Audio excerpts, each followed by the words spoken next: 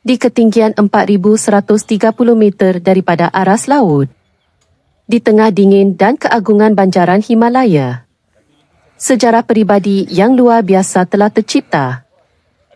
Pada 23 September 2025, tokoh wartawan negara, Tan Sri Johan Jaafar, berjaya menawan Annapurna Base Camp, merupakan sebuah pencapaian yang membuktikan bahawa semangat tidak pernah mengenal usia. Perjalanan epik ini bermula dari Kathmandu menuju ke Pokhara, sebelum diteruskan dengan menaiki jeep menuju Gandrok Village. Titik permulaan sebuah cabaran sebenar. 6 hari pendakian menuju Annapurna Base Camp dan 4 hari perjalanan turun. Setiap langkah diuji oleh laluan berliku, udara nipis dan suhu yang semakin mencengkam. Namun di sebalik cabaran, keindahan alam Nepal menjadi saksi ketabahan mereka.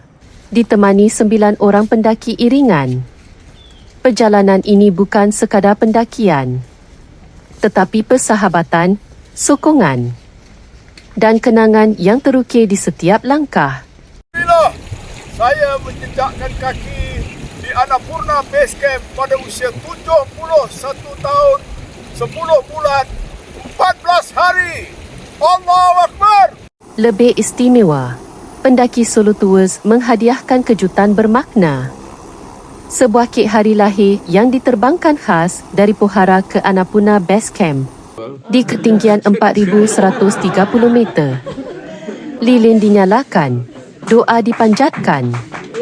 Satu momen yang membuktikan bahawa usia hanyalah angka dan impian tidak pernah mengenal batas. Kejayaan ini bukan sekadar menawan gunung, tetapi menawan diri sendiri. Satu simbol keberanian, ketabahan, dan semangat hidup yang terus mendaki puncak kehidupan. Kerana bagi jiwa yang berani, setiap puncak hanyalah permulaan.